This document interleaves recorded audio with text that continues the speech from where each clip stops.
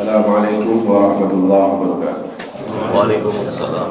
Innal hamdalillah wassalatu wassalamu ala Rasulillah wa ala alihi wa sahbihi wa man wala wa la haula wa la quwwata illa billah.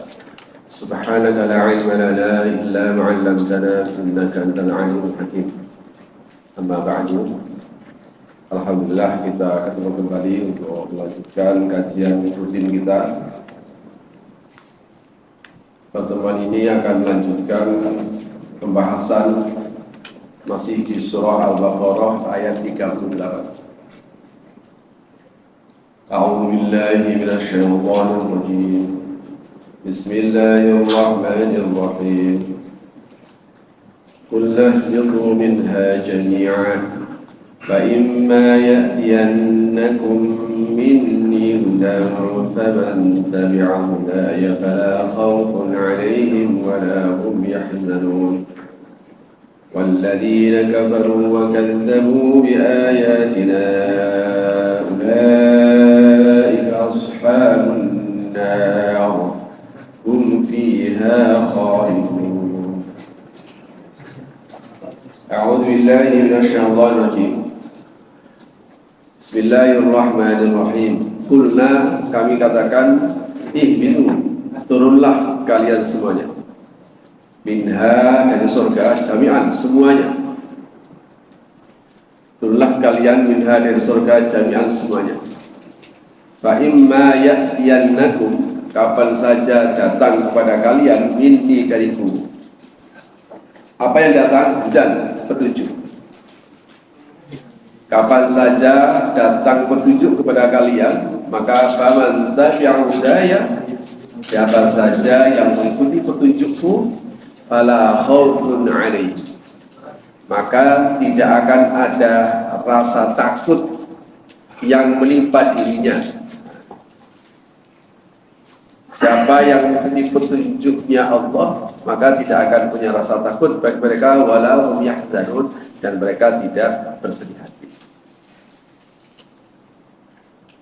Ini masih bicara tentang kisah Nabi Adam, Siti Hawa, dan Iblis. Di dalam ayat ini namanya bentuk jamak namanya.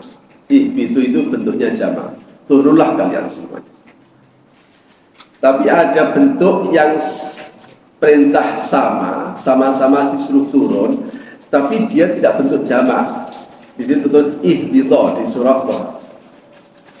Di surah Toh itu ada ihbita ini. Apa itu yang di atas ini. Nah, ini ihbita beda. Kalau ihbitu itu jamak, turunlah kalian, berarti lebih dari dua, ya. Kalau ihbita, turunlah kalian berdua. Menurut Bapak yang disuruh turun itu dua atau tiga atau satu? Dua atau? Yaitu Nabi Adam dan Siti Hawa. Tetapi ayat ini menggunakan jamak, padahal yang turunkan cuma Adam sama Hawa. Di sini dijelaskan, karena hitopnya itu, maksudnya perintah untuk turun itu sesungguhnya bukan saja Adam dan Hawa, tapi yang disuruh turun itu adalah anak turunnya. Bukan aneh itu. Padahal anak turunnya itu kan belum lahir.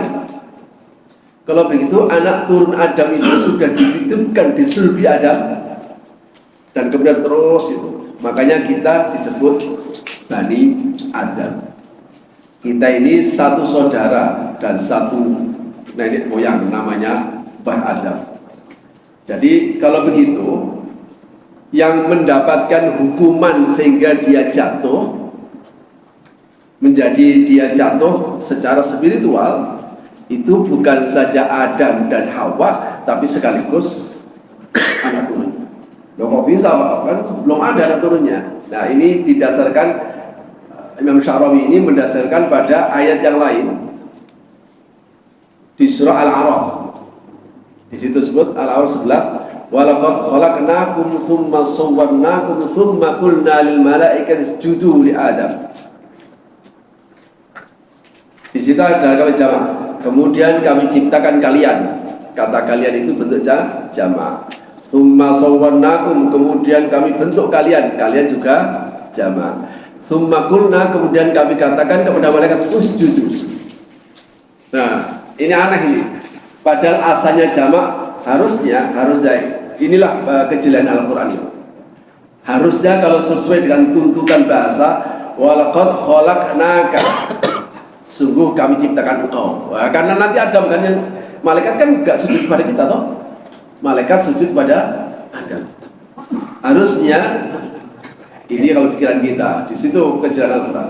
Mestinya kalau tuntutan kebahasaan karena malaikat itu harus sujud kepada Adam, mestinya yang mendapatkan penghormatan hanya Adam. Tapi ternyata tidak. Al-Quran sengaja menggunakan bentuk jamak sehingga seakan-akan yang digotong oleh Nabi Adam meskipun masih berupa benih-benih di dalam dirinya, yang nanti lahir kita semuanya ini, itu juga mendapatkan penghormatan, yaitu sujudnya malaikat. Nah, atas dasar inilah makanya kenapa ketika Al-Quran, ketika Nabi Adam itu tergoda oleh iblis dan kemudian turun dan jatuh secara spiritual, maka yang mendapatkan hukuman juga anak-anak Adam. Kira-kira begitu penjelasannya. Karena itu di sini, nah ini nulahidu huna al-khitab bi sighatil jam'. Ini ada jamak. Laqad, kalau seandainya Al-Quran tidak menggunakan dengan bentuk yang mufrad. Kalau mufrad begini, laqad khalaqtuka tsumma sawwartuka tsumma qultu lil malaikati isjudu li Adam. Ini pada kalimat ini.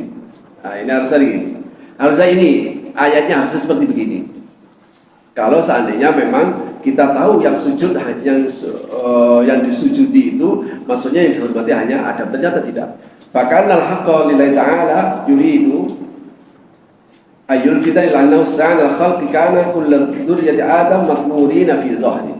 Seakan-akan Allah menciptakan Adam itu dengan seluruh anak turunnya, sulbi Adam. Khalaq jami'an thumma sulzal thumma talal malaikat.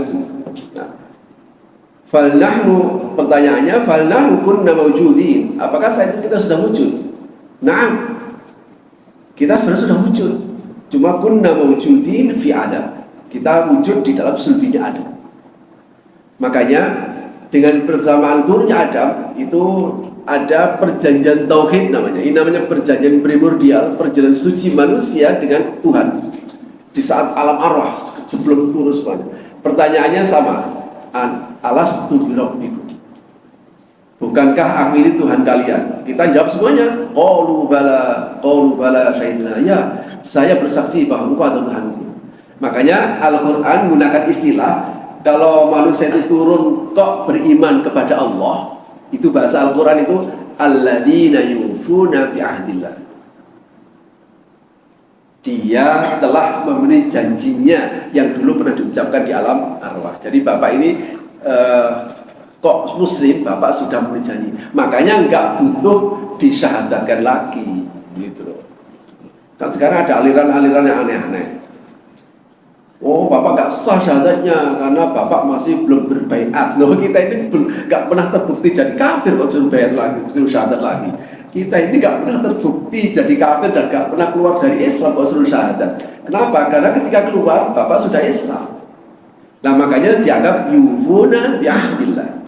Dia telah memenuhi janjinya dengan Allah. Tapi kalau orang itu lahir dan kemudian dia menjadi kafir, bahasa Al-Quran alladzina yanquduna ahadallah min ba'di mitsaqi. Dia telah merusak perjanjiannya dengan Allah setelah dikuatkan dengan sumpah. Makanya orang ini ketika dia mau masuk Islam harus disyahadatkan. Bahasa fikih namanya mu'allaf. Kalau Bapak ya usah disyahadatkan, nggak pernah terbukti keluar dari Islam kok. Nggak usah, jadi nggak usah pakai dibaiat lagi syahadat. Bapak syahadatnya nggak sah, harus pernah bersyahadat, harus dibeat. Nah terus kemudian di atasnya dia beat sama siapa? Di atasnya dia beat sama siapa? Malah bingung malah. Ya, makanya ihbitu. Sebentar ihbitu, saya tidak jelaskan ihbitu.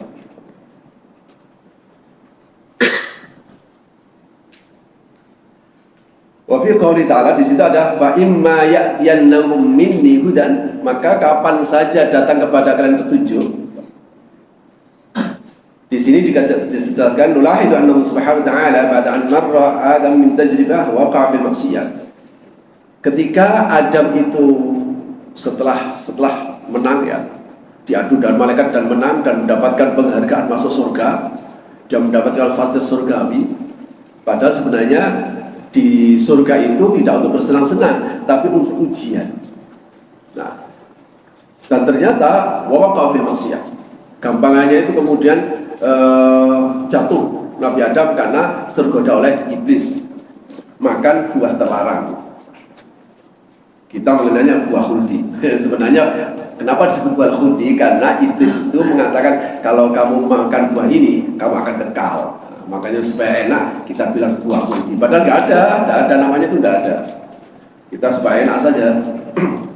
Syajaratul khuldi kalau dalam bahasa Al-Quran, pohon keabadian. Sehingga kita sebut buahnya buah khuldi. Nah, ini ada yang menjelaskan begini. Kok bisa ya Adam itu tergoda oleh iblis? Dia kan nabi, kira-kira itu, dia orang suci. Jadi ini dalam bahasa fikih, iblis itu asalnya Adam itu gak mau percaya, tapi iblis itu membawa nama Tuhan. Wa qasamahuma inni lakum minal nasihin. Jadi dia bersumpah atas nama Tuhan untuk mengatakan bahwa yang diomongin itu benar, padahal bohong. Ada nggak orang bersumpah bohong tapi berani membawa nama Tuhan? Wah, dari sekarang akhir-akhir ini banyak. Dia membawa nama Tuhan, kok bohong? Makanya Adam itu terus begini, ketika tanya, kamu kok bisa? Saya tuh nggak pernah kepikir ada orang berani bersumpah atas nama Tuhan, tapi dia bohong. Nah gitu, dia bersumpah atas membawa namanya Allah, kok bisa bohong? Kira-kira begitu. Tapi ini untuk latihan. Allamahullah Ta'ala kalimat taubat. Akhirnya Allah mengajarkan kalimat-kalimat untuk dibaca. Rabbana zalamna anfusana wa illam taghfir lana wa tarhamna lanakunanna minal khasirin. Makanya Bapak dan Saudara baca ini. Dan saya yakin hampir semuanya sudah hafal. Habis salat Rabbana zalamna anfusana wa illam taghfir lana wa tarhamna lanakunanna minal khasirin. Baca aja sebanyak-banyak. Maka Allah akan beri batasannya. Wa nasahu annahu idza ghafala yatub.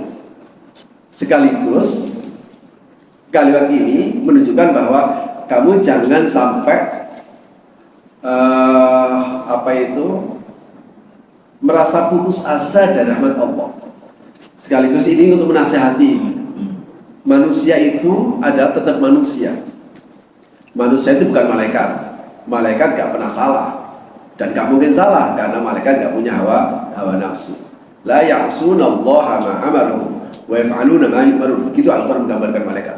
Malaikat adalah makhluk yang tidak pernah durhaka sama Allah dan senantiasa menjalankan perintah-perintahnya. Itu malaikat. Jadi gitu. Tapi manusia bukan malaikat, sehingga dia nggak bisa. Manusia itu nggak salah, nggak bisa. Hanya Rasul saja yang maksum, yang terjaga. Sementara kita, jangankan kalau kita sahabat dan salah, tapi manusia juga bukan iblis yang selalu salah. Makanya melalui ini dinasihati, kalau kamu salah, tobatlah. Makanya kenapa ayat sebelumnya itu inna tawwab, pada ayat ini ya, inna huwat tawwab. Tawwab itu maha penerima Tuhan, maha. Padahal saat itu yang salah cuma satu. Yang satu cuma Nabi Adam. Mestinya tuntutan bahasa tidak tawab, tapi inna huwat taib. Sesungguhnya dialah maha penerima tobat. Gak usah maha, sesungguhnya dia ada yang menerima tobat. Tapi Al-Quran tidak begitu. Innahu huwat tawwab. Kenapa menggunakan begini? Karena Allah tahu yang potensi salah itu bukan hanya Adam, anak keturunannya pun juga salah. Jadi makanya jangan berdoa, ya Allah, kalau kita berdoa tidak ada maksiat berarti ingin dihancurkan. Sampai dalam hati itu begitu. Kalau kalian tidak ada yang salah, nganggur nanti apa sifat Allah Tawwab itu tidak bisa berlaku. Kalian akan habiskan, saya hilangkan. Saya datangkan yang baru supaya kalian kemudian ada yang salah. Tapi saya tidak ngajarin ke masalah ya. Maksud saya orang manusia itu pasti salah gitu pastinya. Dan gak usah khawatir karena Allah punya At-Tawwab. Tapi ya jangan main-main dengan kesalahan. Kenapa? Karena begini, ridhonya Allah itu dan murkanya Allah ini ada yang disimpan.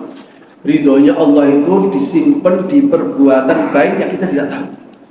Bisa saja perbuatan baik yang sepele, tapi bareng sama ridhonya Allah, Masya Allah, itu pahala gede-gedenya pahala.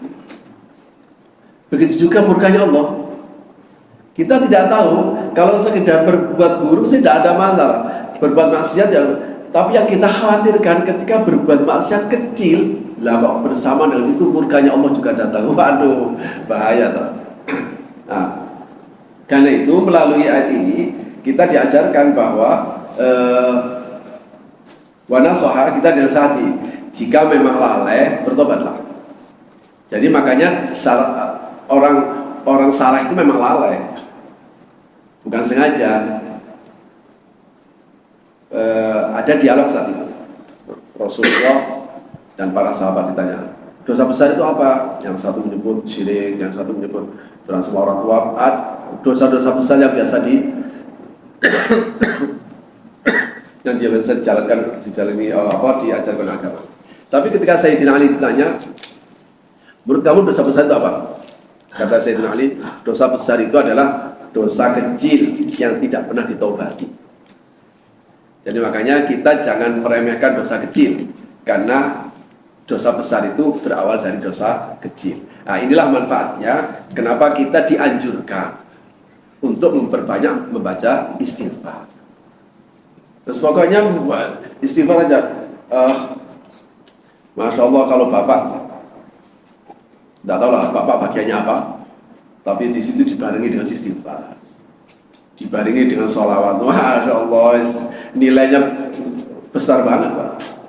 Sudah dapat gaji, dapat pahala lagi. Jadi lesan kita jangan sampai nganggur. Ya sambil astagfirullahaladzim. Dia sambil merenungkan bahwa kita banyak dosanya. Siapa yang nggak banyak dosa? Semua pasti banyak dosa. Saya berdoa batamu. Idan falhaq subhanahu yuridu min Adam wa Hawa ayuskina al-ardh wa yabda'a Muhammadan fil hayat fil hayat. Jadi memang Allah sengaja menempatkan Adam dan Hawa di dalam surga. Setelah kejadian itu, untuk apa? Sekaligus untuk mengawali supaya dia tahu tugas hidupnya nanti seperti apa. Wallahu yadulluhu ma'al khair. Kemudian nanti Allah akan membimbingnya menunjukkan pada jalan-jalan kebaikan. Kalimat fa'imma kan di situ ada hudan. Di mana saja kalian nanti, jadi sebelum dia turun, di mana saja kemudian datang kepada petunjuk, ikuti petunjuk itu. Ikuti petunjuk itu. Petunjuk itu ada dua. Petunjuk itu ada petunjuk dalam artinya ditunjukkan kepada jalan yang lurus. Misalnya ketika Bapak ditunjukkan, Pak jangan begitu, begini aja Pak, jangan lakukan ini tapi lakukan ini. Jadi ketika Bapak menunjukkan yang benar, itu artinya Bapak memberi petunjuk.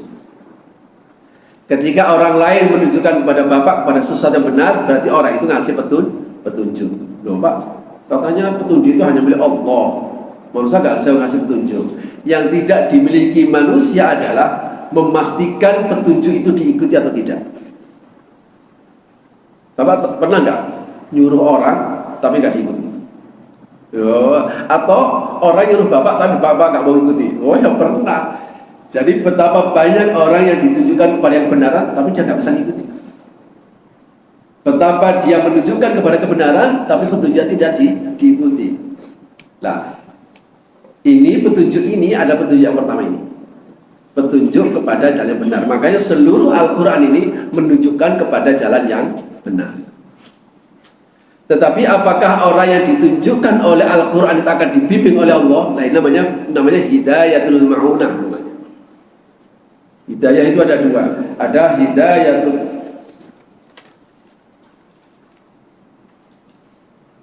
Ada namanya hidayatul dalalah, petunjuk menuju jalan benar. Ada hidayatul ma'unah, yaitu pertolongan. Makanya siapa yang akan ditolong oleh Allah sehingga dia selalu berada di jalan yang benar, dia kuat untuk selalu berada di jalan yang benar. Ini dijawab begini sama para ulama. Manusia itu dianugerahi oleh Allah namanya iradah, kemauan, dan istita'ah, kemampuan. Jadi kita ini diberikan kemauan, kebebasan untuk memilih, maksudnya iradah itu. Kita diberikan kebebasan untuk memilih, wastita'ah, dan kemampuan untuk melaksanakan kita pilih. Anak kecil itu banyak maunya, tapi tidak punya istita'ah. Nah gitu. Mungkin dia bisa pingin barang ini, tapi karena dia nggak punya kemauan untuk ngambil, nggak bisa. Ada orang pingin tapi nggak mampu. Ada orang mampu tapi nggak punya kemampuan. Nah, ketika sudah besar seperti kita ini punya kebebasan untuk milih. Apa kebebasan untuk milih? Milih untuk taat dan milih untuk tidak taat. Bebas Bapak. Kamu bisa milih toh? Bisa. Milih untuk sholat atau milih untuk tidak sholat. Itu namanya Bapak diberikan kebebasan untuk memilih. Dan kemampuan. Wong zaman itu tidak dipaksa toh. Tidak dipaksa untuk sholat atau tidak dipaksa untuk tidak sholat. Perusahaan memberikan waktu, pokoknya waktu sholat. Oh, ada yang mau sholat, ada yang mau nggak sholat.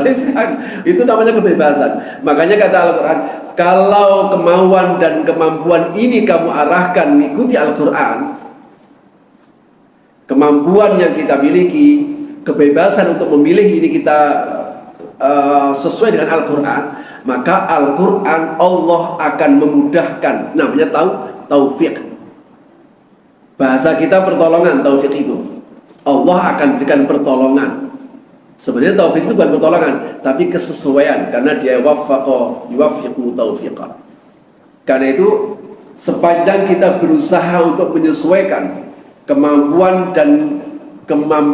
dan kemauan. Kemampuan berarti kemampuan yang kita miliki untuk bergerak, kemauan atau kebebasan untuk memilih. Selama kita arahkan kepada apa yang ditunjukkan oleh Al-Quran, maka Allah akan membimbingnya. Nah, makanya itulah doanya ihdinas siratal mustaqim. Jadi setiap kali Bapak berdoa ketika membaca Al-Fatihah itu doa ini luar biasa, Pak. Ihdinas siratal mustaqim itu bukan sekedar tunjukilah kami ke jalan yang benar. Lebih dari itu Bapak, bimbinglah kami agar selalu berada di jalan yang benar. Ini kan ditop ini. Cuma ya kadang sudah ditunjukkan, kemudian hawa nafsu kita yang mengelak. Makanya kata Al-Quran, tunjukilah kami, bimbinglah kami selalu berada di jalan yang lurus. Terus ada pertanyaan, kira-kira di alam imajiner, ya Allah, jalan yang lurus itu jalannya siapa yang harus saya ikuti? Yaitu siratal ladzina an'amta 'alaihim, yaitu jalannya orang yang aku beri nikmat. Nah, yang diberi nikmat berarti orang kaya maksudnya? Oh enggak, yang diberi nikmat itu maksudnya minan nabiyyin, jalannya para nabi, wasiddiqin, jalannya orang-orang jujur, wasyuhada, jalannya para syahid, wassolihin, dan jalannya orang-orang soleh. Nah, selama kalau begitu, jalan-jalan yang ditempuh oleh 4 kelompok ini, nabiyyin, siddiqin, syuhada, dan solihin, ini pasti jalan kebenaran. Jalan kebenaran adalah jalan yang ditempuh, yang jalan itu bisa membawanya menuju akhirat. Jadi selama Bapak bekerja ini niatnya adalah untuk akhirat, maka pekerjaannya Bapak ini nilainya ibadah semuanya. Saya hanya ingatkan saja, pokoknya keluarlah dari rumah, doalah supaya melangkah ini jelas-jelas yang Bapak kerjain duniawi, ini jelas duniawi yang Bapak kerjain ini. Tapi karena Bapak kawal dengan niat yang benar, langkahkan kakinya, ucapkan Bismillah tawakkaltu 'alallah, la haula wala quwwata illa billah. Ya Allah, aku niat kerja untuk nyukupi anak istri. Wah, stop udah. Mati syahid sampean. Loh, ini Nabi yang ngomong ya. Jadi makanya jangan sampai sia-sia. Jangan sampai sia-sia.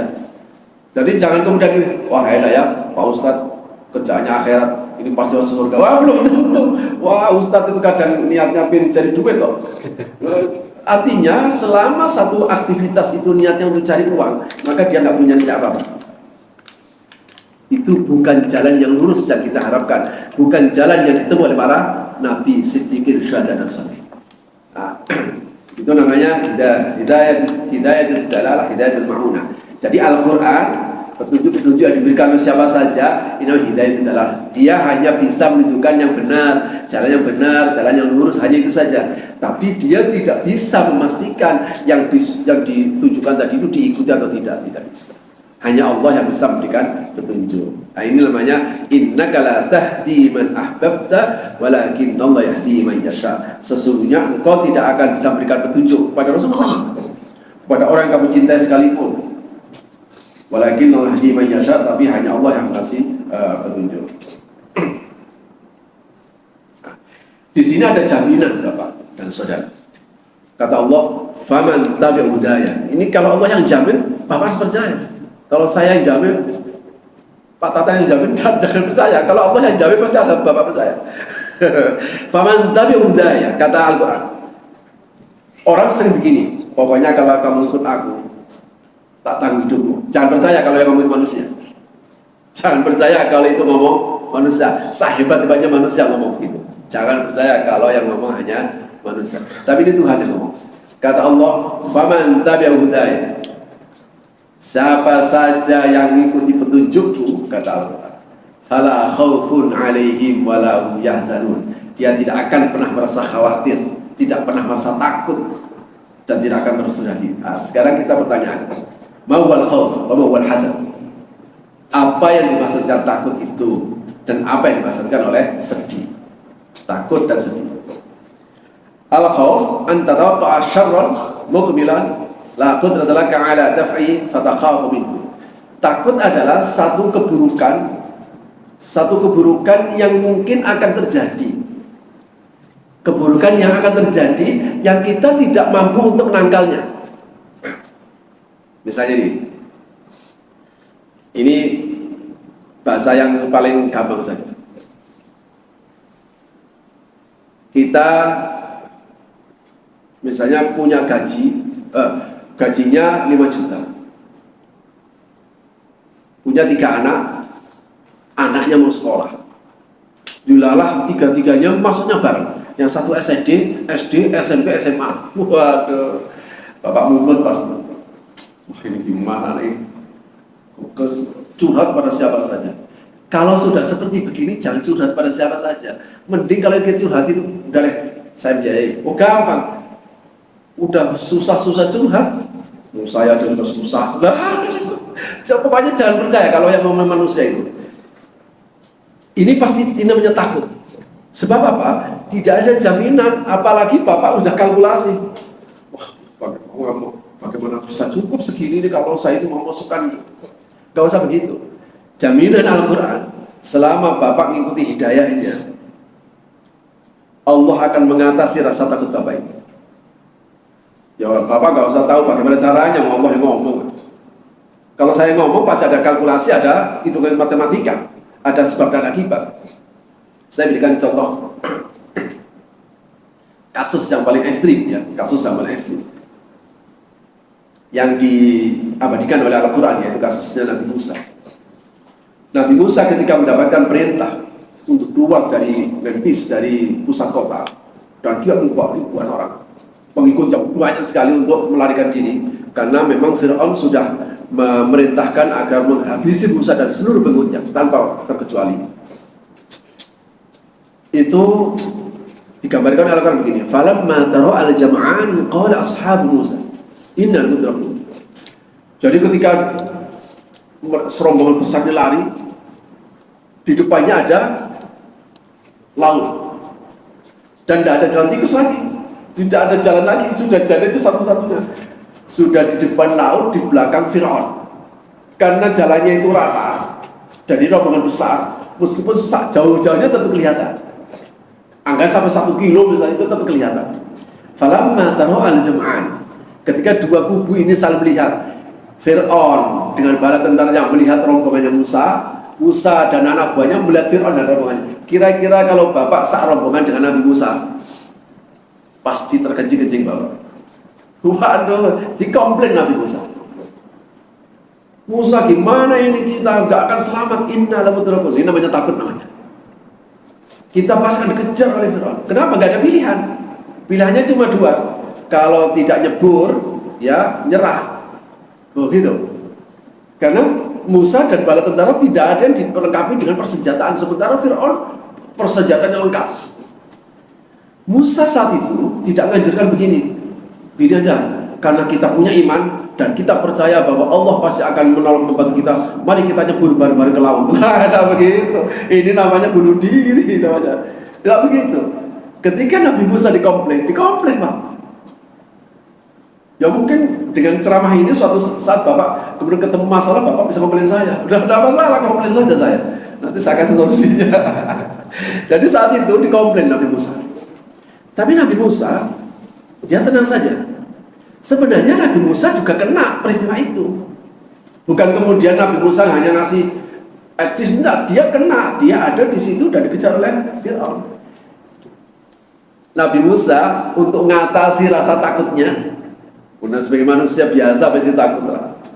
Tapi untuk mengatasi rasa takutnya, dia bilang begini, kalla,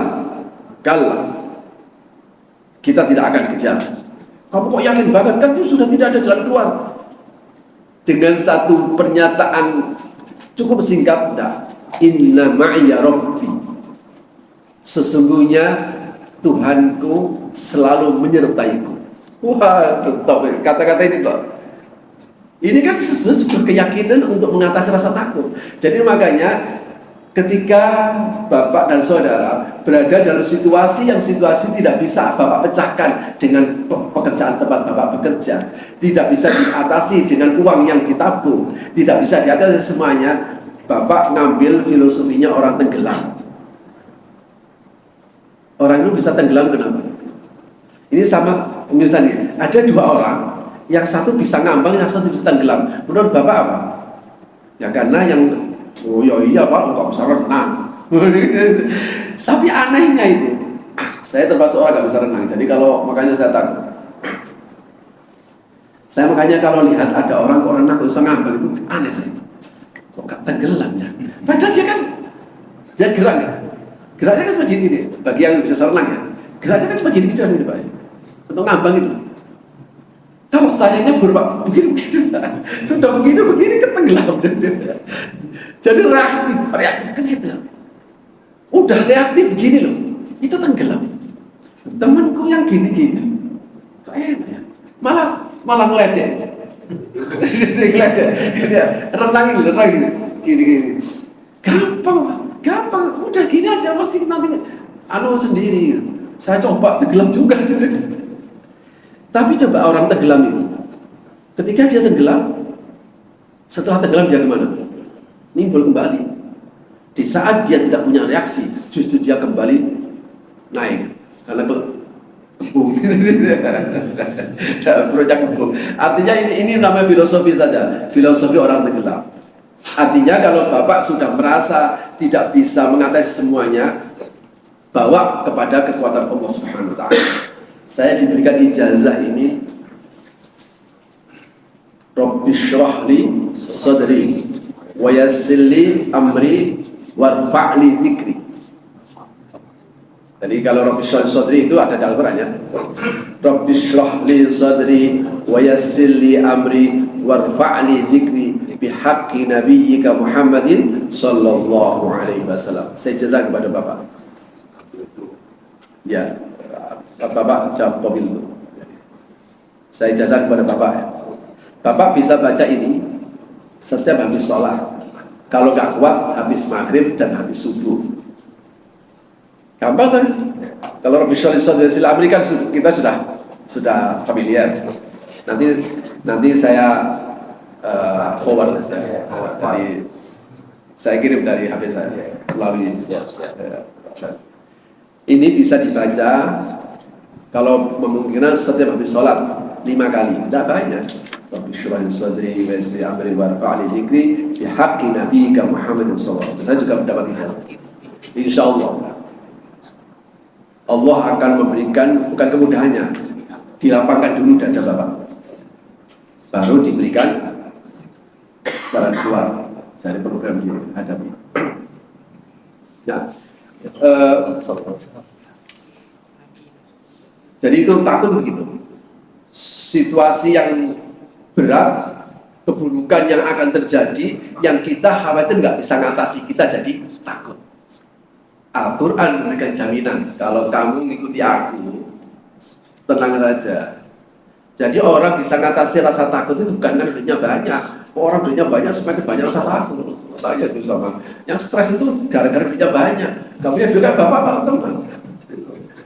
Walhazan. Saya ini tidak tahu. Jadi memang begitu Pak. Gak usah khawatir. Saya ini pekerjaannya, saya kalau ditanya orang kerja apa itu kadang bingung saya. Jadi saya jawab apa, jelas saya itu. Tapi alhamdulillah saya bisa ngasih makan banyak orang. Ya kira-kira ada 70. Karena memang satunya gratis. Saya pikir, saya selalu pertanyaan begitu. Siapa yang biayai Pak? Pasti begitu. Karena kita sudah diajarkan logika-logika seperti itu. Siapa itu yang biayai itu? Siapa donaturnya? Ya saya jawab. Oh ini donaturnya itu udah top-topnya donatur sampai. Siapa? Yang menciptakan mereka. Yang menciptakan mereka yang kemudian akan menghidupkan. Pesannya saya sudah berjalan 17 tahun ya. 16 tahun kemarin milad yang ke-16. Ya biasa saja. Kenapa orang menjadi takut itu? Karena kalut saja Pak. Apalagi merasa masalahnya yang paling berat itu disitulah ketakutan menjadi semakin berat. Walhazan ayafutaka syai'un tuhibbu wa tatamanna. Sementara sedih itu adalah khawatir kehilangan sesuatu yang kita senangi, sesuatu yang kita harapkan. Tak dapat akhirnya bersedih. Al-Quran memberikan jaminan. Karena itu di sini disebutkan wal hafz subhanahu wa ta'ala yang berkait ayat man masya fi tariqil iman alladhi dallaltuhu alaihi wa anzaltu fi manhaji fala khawfun alaihi. Siapa saja yang berjalan di atas iman, maksudnya kerjanya Bapak itu dilandaskan atas kerja yang benar. Jadi ada dua. Perintah Allah diikuti seperti ketika sholat, ya sholatlah dulu. Ketika bekerja dengan bekerja dan cara yang benar. Itu saja. Kata Al-Quran, fala khawfun alaihim. Tidak akan rasa takut. Ai annahu la khaira sayafutuhum fayahzanu alaih. Dia tidak akan kehilangan kebaikan apapun. Loh, ini Bapak harus percaya, harus yakin. Kalau saya ngomong nggak usah percaya. Ini saya menyampaikan apa kata Al-Quran. Li'anna kullal khairi fi manhajillah. Sebab semua kebaikan itu menyatu dengan manhaj yang Allah turunkan. Manhaj ini isinya perintah dan larangan. Saya yakini dengan sepenuh keyakinan saya, kalau Bapak konsisten mengikuti perintah dan larangan Allah, Bapak tidak akan pernah kehilangan kebaikan yang diberikan Allah. Itu ya. Falladhi yatba'ul manhaj la yakhafu hudutsa syai'in abadan. Bagi mereka yang itu manhaj, dia tidak akan pernah merasa khawatir ada kejadian sesuatu selamanya. Ini logikanya dibangun begini. Wa hadhihi tu'tina qadhiyatan muhimmatan fil mujtama'. Sebenarnya ini menjadi hukum umum bagi masyarakat ya. Alladzi lam yartabi ayatan mukhalafat hal yanalu khawf. Apakah dia akan ditimpa oleh kesulitan? Walakin mayyatik, orang yang tidak pernah melanggar, orang tidak melakukan pelanggaran, entah pelanggaran agama, entah pelanggaran negara, itu pasti tenang hidupnya. Nah gitu. Tapi kalau mayyartakibu mukhalafatan tajiduhu da'iman khaifan khasyata ayyam kashifa amra. Tapi orang kalau melakukan satu pelanggaran, entah pelanggaran agama, entah pelanggaran aturan negara, itu pasti nggak tenang. Kenapa? Khawatir tersingkap. Nah, gitu. Itu makna kemarin itu yang dikatakan bahwa siapa yang termakan oleh godaan iblis, maka akhraja mimma kana fi. Iblis akan kemudian melempar dari keadaan yang seharusnya. Walladzina kafaru bi ayatina, orang-orang yang kafir, orang yang mendustakan ayat kami, mereka itulah penduduk neraka. Ya alhamdulillah, maksud saya kita ini sudah milih untuk jadi orang mukmin. Hidup ini kan ada orang imannya 100%, ada orang yang kafirnya 100%. Nah, jadi gitu ya. Nah, ada orang tengah-tengah ini, tengah-tengah yang nggak jelas ini. Dikatakan iman tapi kayak nggak iman, dikatakan nggak iman tapi kayak iman. Gimana maksudnya? Ada banyak kriteria yang diungkapkan oleh Allah. Kita ini adalah mukmin. Ya, kita ini adalah mukmin. Saya pernah ditanya, Pak, kenapa sih kita harus sholat? Memang Tuhan butuh sholat, butuh ibadah kita. Saya jawab, tidak harus. Enggak harus sholat. Memang boleh nggak sholat? Boleh saja. Bapak pengen nggak sholat? Gampang caranya. Keluar dari Islam, baru selesai. Kan gampang. Sama dengan saya bertanya kepada Bapak, atau Bapak masuk sini jam berapa? Harusnya ke sini jam 8. Lewat itu? Dipotong nggak dia? Potong pasti. Tapi saya datang ke sini tadi jam berapa? 11, nggak pakai potong-potong. Kenapa Bapak takut untuk datang jam 10? Karena konsekuensi Bapak sebagai pegawai Lois. Saya tidak termasuk pegawai Lois. Sehingga tamu-tamu yang datang itu sembarang saja mau dia datang. Sehingga saya tidak layak untuk mengatakan, kenapa sih Bapak harus datang jam 8? Saya aja jam 11 gak apa-apa. Lah, itu pertanyaan orang bodoh ini kan. Saya, coba, logika itu masuk gak Bapak ya? Saya nanya kepada Bapak, Pak, ngapain sih Bapak itu harus datang jam 8 tepat? Saya ke Lois itu jam 11 gak apa-apa. Ini pertanyaan orang konyol. Iya, Bapak enak, bukan pegawai. Saya ini pegawai. Sama dengan orang beriman. Masuk agama tidak dipaksa.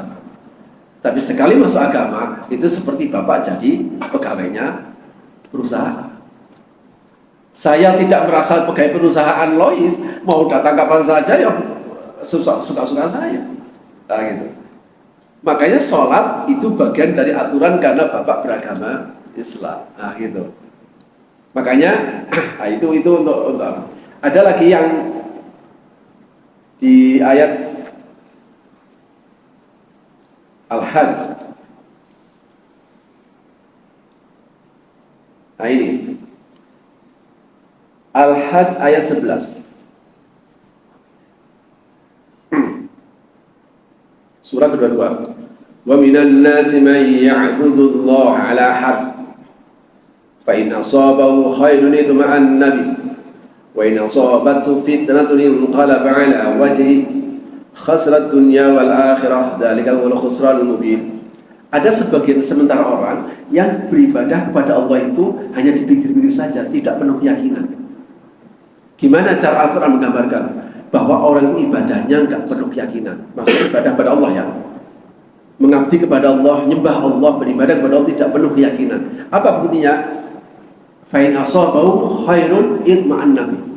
Ketika dia mendapatkan kebaikan, dia ketika mendapatkan keuntungan, dia mendapatkan bonus apa saja, rezekinya lancar, itma'an nabi, dia merasa tenang.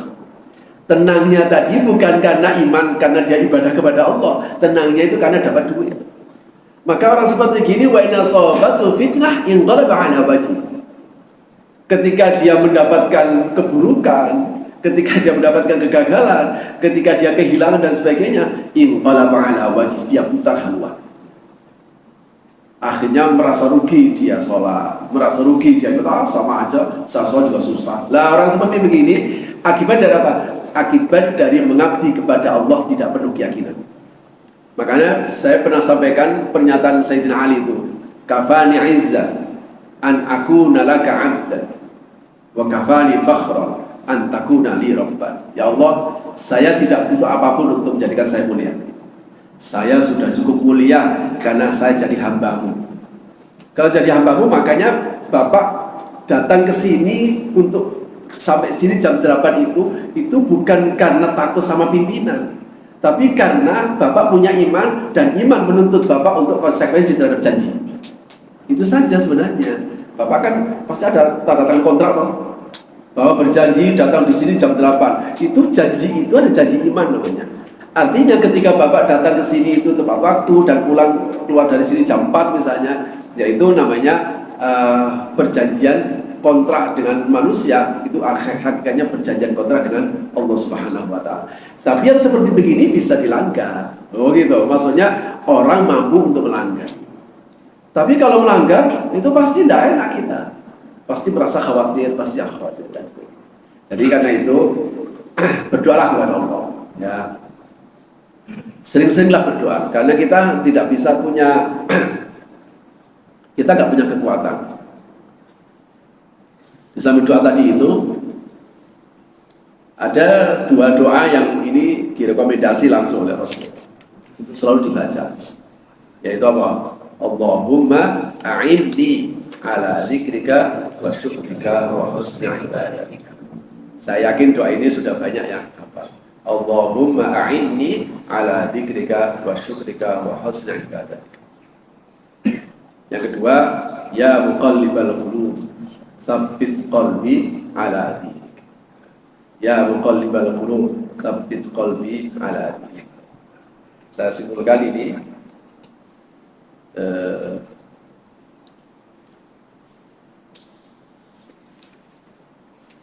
Jadi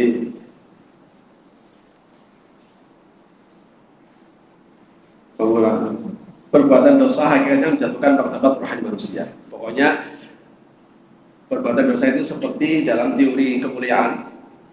Orang itu kalau udah mulia, angka 8 tambah 1 bisa 9, tambah 1 bisa 10, bisa tak terbatas.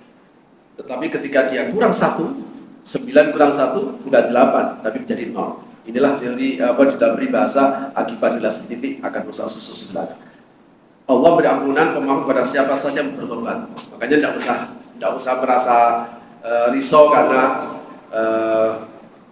kita berbuat dosa. Manusia biasa. Kata Ibnu Athaillah begini, min alamatil i'timad 'ala al-amal nuqsanur raja inda wujudiz zalam. Salah satu tanda bahwa orang itu menggantungkan pada amalnya, tidak menggantungkan pada Allah. Itu apa? Nuqsanur raja inda wujudiz zalam.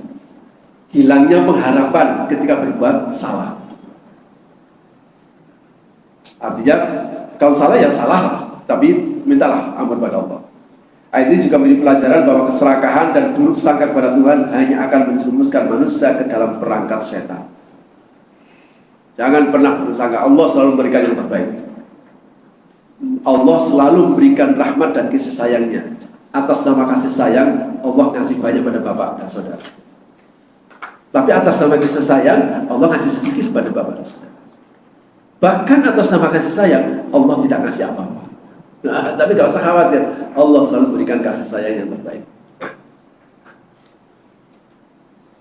Sebab itu kasih sayang terhadap hambanya, dia menurunkan petunjuknya agar selamat dunia dan akhirat. Maka Al-Quran itu bukan kepentingan Allah, tapi Al-Quran diturunkan agar kita selamat. Ketahui hidup bisa diperoleh hanya dengan senantiasa mengikuti petunjuknya. Artinya, jika seseorang menjauh dari hidayah, dipastikan alamat hidupnya akan terasa sempit dan sumpah. Ini Al-Quran yang menjamin. Kalau orang semakin menjauh dari hidayah, menjauh dari Al-Quran, meskipun dia punya banyak, tapi pasti sumpah hidup. Kalau salah Al-Quran. Artinya, kalau Bapak melihat ada orang kaya kok tenang, pastikan itu bukan karena kayanya, tapi karena Allah lebih dominan dari uangnya. Nah, penting ini. Sebab apa? Kalau dia tenang karena kaya, maka kesimpulannya semua orang kaya pasti hidupnya tenang. Survei menunjukkan tidak demikian. Yang paling banyak terkena stres itu justru orang yang duitnya banyak. Begitu juga sebaliknya. Jika ada orang miskin kok susah, jangan salah, bukan karena dia miskin, bukan karena dia kekurangan, tapi Tuhan tidak lebih dominan daripada uang yang dia kejar. Sebab jika orang miskin itu susah, maka semua orang miskin itu susah. Survei menunjukkan tidak demikian.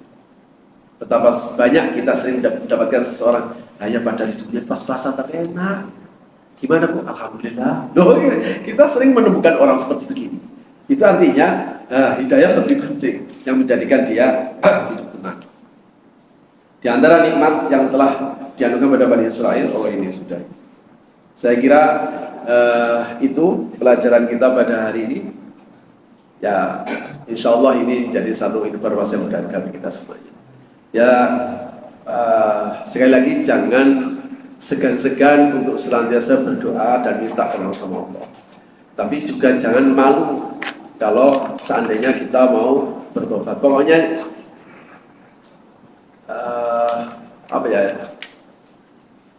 selama kemaksiatan yang kita lakukan itu karena hawa nafsu, bukan karena kesombongan, insya Allah masih ada kesempatan untuk bisa bertobat. Iblis tidak bisa tobat karena kejahatannya itu dilandaskan kesombongan. Kalau ada orang mengucapkan, ngapain sholat? Tak sholat saya juga tenang. Ini namanya maksiatnya karena kesombongan. Jadi suatu saat kok sebenarnya sholatnya Bapak itu bolong, minta sama ya Allah, saya pinginnya istiqomah, saya pinginnya sholat saya nggak bolong ya Allah. Ya mintalah supaya kesungguhan Bapak dan saudara ini Allah yang mendengar. Jangan pakai bahasa tadi ya, itu bahasa kesombongan itu akan berat nanti, kita akan tertutup nanti sama hidayahnya. Baik, terima kasih. Saya kira itu kalau ada yang perlu dikonfirmasi, ditanyakan saya silakan sebelum tadi.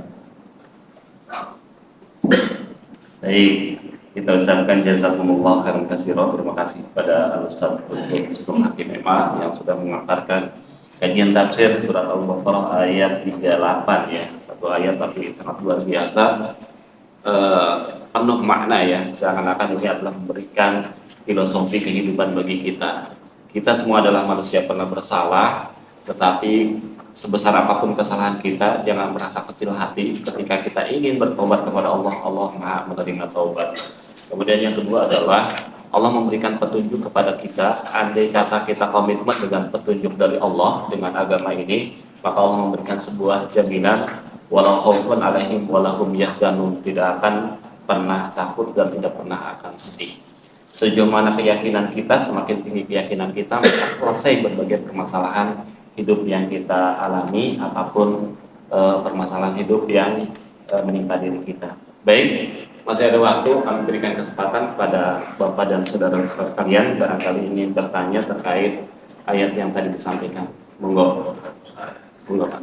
Para sahabat ketika Rasulullah mengatakan inna ahadukum yujma'u fi butuni ummahatikum, pokoknya kalian akan dikumpulkan di perut, nutfah, alaqah, ya, mudghah, kemudian Allah mengirim malaikat dan saat itu ditiupkan roh dan ditetapkan rezekinya, ajalnya, termasuk syaqiyun aw sa'id, kata Rasulullah, celakanya dan bahagianya. Waduh, saya yakin Bapak kalau ada di basis itu pasti bertanya begini.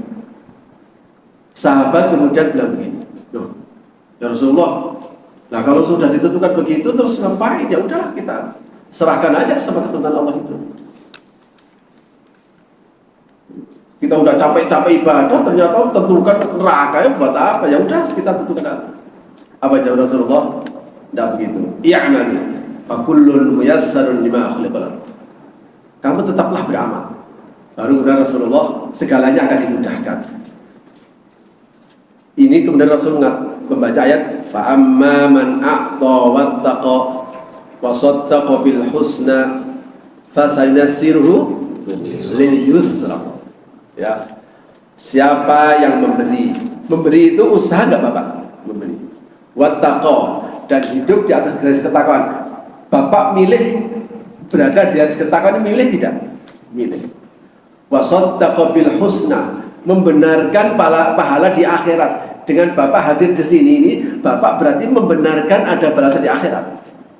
Kata Allah, fasanassiruhu lil yusra, kami akan mudahkan langkahmu untuk mendapatkan kemudahan itu. Makanya disebut yusra, karena melakukan perbuatan baik itu lebih mudah, nggak pakai nyali. Anda Bapak nggak pakai nyali. Tapi wa amma man bakhila, siapa yang bakhil? Orang bakhil itu butuh nyali, Pak. Benar nggak? Orang bakhil butuh nyali nggak? Butuh nyali. Karena sekali Bapak bakhil dan kemudian orang tahu, dicaci oleh semua orang. Butuh nyali. Wa amma man bakhila wa amma man bakhila wastaghna. Wastaghna itu orang yang nggak butuh Allah. Tidak butuh Allah. Ah, ngapain? Saya juga gini. Wa kadzdzaba bil husna. Dia mendustakan pahala di akhirat. Apa kata Allah? Akan aku mudahkan. Fasaynassiruhu lil usra, pakai ain. Yang satu ya. Akan aku mudahkan jalan kesulitan. Itu kamu kalau begitu, itu sama juga mempersulit diri sendiri. Nah gitu. Kalau begitu, inilah kemudian para ulama menyatakan kalau begitu manusia dengan iradah dan istitoah. Dalam surat Kahfi itu ini. Coba ini. Surah Al-A'raf ayat 28. Jadi ini pernyataan orang berdosa itu. Wa idza fa'alu fahishatan, ketika mereka itu berbuat buruk, apa dia bilang? Qalu wajadna 'alaiha aba'ana. Wallahu rabbiya. Ini kurang ajar. Ya ini sudah saya temukan dari nenek moyang begitu. Ya memang Tuhan yang menyuruhnya begini. Nah, kan ya. Qul innallaha la ya'muru bil fahsya. Ini berkata Allah tidak pernah memerintahkan yang buruk. Katakan Allah Ta'ala. Berikutnya, Qul, katakan Muhammad, amar rabbi bil qist. Wa qimu wujuhakum inda kulli masjid. Katakan pada mereka, Allah memerintahkan yang benar. Allah memerintahkan yang adil. Allah memerintahkan yang benar. Bahwa ada kebaikan dan keburukan itu bagian dari kehendak Allah. Makanya selama ada kehidupan, di situ pasti ada kebaikan dan keburukan. Tapi Allah memerintahkan yang baik. Makanya manusia diberikan kemampuan tadi itu. Nafsu, akal, qalbu, roh, dan fitrah. Ini anugerah. Anugerah ini kalau dia mapan, makanya kenapa butuh ilmu. Sehingga kita tahu mana baik. Hawa nafsu itu makanya kemudian Al-Quran agama datang, hati-hati. Itu hawa nafsu itu kalau kamu turuti terus, itu akan menjerumuskan kamu. Sebab apa? Kalau ini dipahami salah, kita jadi begini. Kenapa sih kamu berzina? Ya habis gimana? Kayaknya saya ini memang ditakdirkan oleh Allah jadi zina. Waduh. Ya kalau gitu sudah gak usah ada polisi, gak ada KPK, gak usah ada apa-apa. Kenapa kan Bapak korupsi? Kayaknya memang sudah ditentukan saya koruptor. Kalau begini udah gak ada hukum. Ketika kebaikan itu tidak bisa dinilai sebagai satu kebaikan dan tidak ada balasannya. Ketika keburukan itu tidak bisa dinilai karena keburukannya sehingga tidak perlu harus dibalas karena dianggap Allah mentakdirkan. Maka tentu saja kebaikan yang kita lakukan tidak perlu harus ada balasan pada surga. Nah gitu. Makanya dalam surah Al-Kahfi itu wa qulil haqqu min rabbikum. Katakan Muhammad bahwa kebenaran itu ada dari Tuhan. Faman syaa'a falyu'min wa man syaa'a falyakfur. Oh itu spesifik betul. Siapa saja yang pingin silakan beriman dan kebenaran itu. Siapa yang pingin silakan kafir dan kebenaran itu. Sayangnya nggak berhenti di sini ayatnya. Kalau berhenti di sini enak. Mau sholat ya mau nggak sholat. Cuma ada terusannya. Inna a'tadna lil-zalimina naran ahata bil siratiha. Kata Allah, cuma aku sudah menyediakan neraka itu bagi orang-orang yang tidak taat. Itu saja. Kalau nggak ada lanjutannya ini kita pasti milih nggak sholat, Pak. Saya ingin milih nggak sholat. Artinya kita dialog sederhana. Sebenarnya kalau kita itu merasa seorang hamba, kira-kira seperti begini aja loh Pak. Gampangnya, kenapa Bapak kok nurut banget sama aturan Lois? Saya nggak nurut nggak apa-apa, nggak marah apa-apa. Bapak jawabnya apa? Ya karena bapak digaji oleh Lois, itu maksudnya. Makanya saya nggak berhak minta gaji Pak Tatang. Pak, mana? Yang ini gaji itu kan nggak dikasih. Kan nggak bisa begini. Catatan bapak mana? Nggak ada catatan. Makanya syahadat kita catatan. Kita mencatat sama dicatat ketika bersyahadat dicatat oleh Allah. Oh ini tercatat, ini sama. Makanya apa itu Allah dengan segala takdirnya semuanya yang terjadi atas kehendak Allah. Karena itu kenapa Allah memberikan rambu-rambu seperti begini? Pokoknya selama Allah itu punya sifat at-taubab, maha penerima taubat, bapak nggak usah putus asa, itu saja. Ya, selama Allah itu punya ar-razzaq, maha berizki, bapak nggak usah khawatir menjalani hidup. Tapi selama Allah punya sifat al-jabbar, al-qahhar, al-mutakabbir, al-adl, selama Allah punya ini, punya sifat maha maksa, maha keras siksanya, maha menyiksa, ya jangan merasa tenang dengan maksiat. Oh gitu maksud saya gitu. Jadi berimbang. Karena itu ketika kita memahami bahwa ada sifat jamaliyahnya Allah, sifat yang menggambarkan kebaikannya, ada sifat yang menggambarkan jalaliyahnya, yaitu keagungannya. Saya kira itu yang bisa saya respon. Jadi menjawab yang itu tadi pertanyaan apa tadi? Secara ininya itu yang di surga itu termasuk kudratan iradatnya Allah. Sementara kalau kita di Adam itu kan boleh diturunkan ke surga. Apakah itu skenario dari Allah secara garis besarnya? Kalau segala sesuatunya enggak. Makanya ini apakah Adam diskenariokan harus tergoda oleh iblis? Itu maksudnya Pak. Karena kalau secara ininya kan tadi wallahi kata Ya. si iblis ya. Ya. Karena iblis menggunakan kata Allah. nama Allah. Si Mungkin gampangnya ngomong, apakah jatuhnya Adam itu diskenariokan oleh Allah? Gitu ya. Diskenariokan itu tentu saja tidak. Ini jahat banget itu. Itu sama dengan kita akan bilang, apakah orang korupsi itu diskenariokan oleh Allah? Ya itu enggak. Tidak. Tapi itu menjadi sebuah pelajaran. Itu maksudnya. Tapi itu menjadi pelajaran bahwa orang sehebat Adam sekalipun itu kalau dia ikuti hawa nafsu. Jadi yang menjatuhkan tadi itu adalah karena hawa nafsunya. Jadi gitu. Jadi justru kebalik. Seandainya Adam tidak tergoda iblis, apakah Adam tidak turun dari surga? Lah itu baru enak itu. Seandainya Adam tidak tergoda iblis, iya. Apakah dia terus di surga dan kita menjadi anak surga? Lah Anda. Yang diskenarikan oleh Allah adalah manusia jadi khalifahnya. Makanya meskipun Adam itu enggak tergoda oleh iblis, tetap harus turun dari surga karena dia sudah dipersiapkan menjadi khalifah. Lah ke surganya itu apakah surga itu sebagai balasan? Tidak, sebagai ujian supaya dia ketika itu ibarat kalau nggak tahu kalau mungkin kalau pabrik tidak ada diklat, nggak ada. Mungkin ada kalau di instansi ada Pak diklat 2 bulan, diklat 3 bulan, Pak diklat itu aspim itu yang sekolah pimpinan itu, wah itu lebih berat lagi. Artinya masuknya Adam ke surga itu bukan balasan sebagai orang mukmin karena tidak ada amal. Mau beramal apa-apa mau surga. Tapi di surga itu dia sekaligus menjadi blueprint. Seandainya nanti dia itu ngurusi di dunia, itu sudah punya, oh saya bikin surga nanti di dunia. Sekaligus diajarkan hati-hati ada musuh utama. Makanya setan itu tidak musuhnya Allah, bukan level lah musuh setan musuhnya Allah. Bahwa Allah murka sama setan iya, tapi iblis ya musuhnya manusia. Makanya kata Al-Quran, innahu lakum aduwwum mubin. Iblis itu menjadi musuh. Ya jadi gitu. Ini kalau dalam bahasa Sunni itu namanya al-kasab. Manusia diberikan kemampuan tadi. Sebab kita tidak boleh seperti Jabariyah, seperti wayang, mengikuti Tuhan. Kalau begini ya tidak ada pahala, tidak ada dosa. Tapi juga kita tidak seperti Qadariyah, seperti dalang, tidak mungkin. Untuk membuktikan ini paling gampang Pak.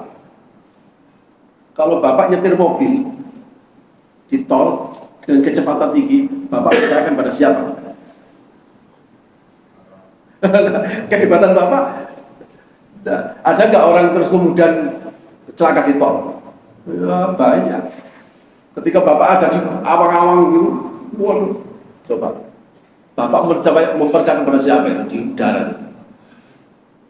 Mempercayakan kepada pilot yang Bapak nggak kenal, coba. Nggak kenal pilotnya, apakah dia ngantuk atau enggak, gitu.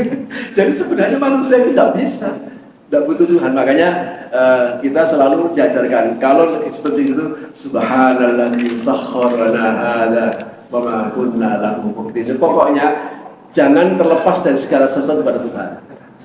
Ya, itu gitu ya. Segala sesuatu. Ada spesifik banget di surah Al-Hadid. Ma asaba min musibatin, surah Al-Hadid ayat 22. Ma asaba min musibatin fil ardi wala fi anfusikum illa fi kitabim min qabli an nabra'u. Wah, ini mesti banget. Tidak ada sesuatu pun yang menimpa dirimu dan di dunia ini kecuali ini sudah ditetapkan sebelum Tuhan ciptakan langit dan bumi. Top utama ini. Tapi jangan berhenti di sini, bisa salah nanti. Karena ayat ini untuk mengkodimai ayat setelahnya. Kenapa kita perlu punya keyakinan seperti begini bahwa Allah pasti punya skenario dari semua hal yang terjadi di dunia ini? Likaila ta'saw, ini jawabannya di ayat 23-nya. Likaila ta'saw ala ma fatakum wala tafrahu bima atakum. Supaya kita tidak merasa sedih karena nggak dapat, sedih karena gagal, tapi juga jangan merasa bangga diri karena dapat. Ya sudah. Makanya kenapa kita diajarkan kalau dapat bilanglah alhamdulillah. Kalau dapat ya alhamdulillah harusnya, cuma disuruh sabar. Jadi kira-kira begitu. Saya kira itu yang bisa saya respon terkait dengan beberapa pertanyaan. Terima kasih. Mudah-mudahan ada manfaatnya. Semoga kita diberikan keberkahan dari pertemuan ini. Semoga kita bisa ketemu lagi pada kesempatan yang datang. Amin ya rabbal alamin. Mari kita akhiri dengan berdoa. Bismillahirrahmanirrahim. Ta'ala wa syafa'at rasulullah wa bihi. Al-Fatihah. Surah Al-Fatihah. Bismillahirrahmanirrahim. Alhamdulillah rabbil alamin. Hadayna ila nuka bi tazida. Ya rabbana lakal hamd. Wa lakal syukru wa lakal hamd wa lakal fadl.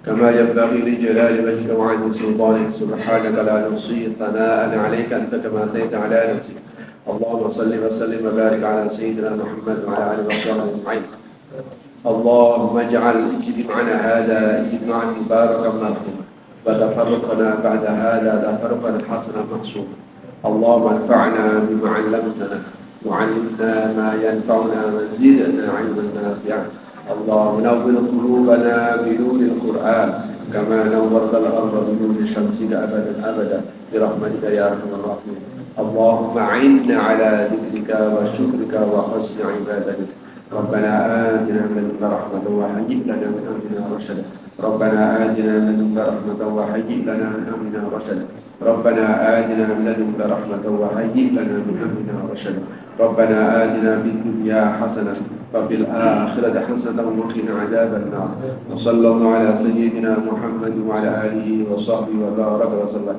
سبحان ربك رب العزة عما يصفون وسلام على المرسلين والحمد لله رب العالمين آمين.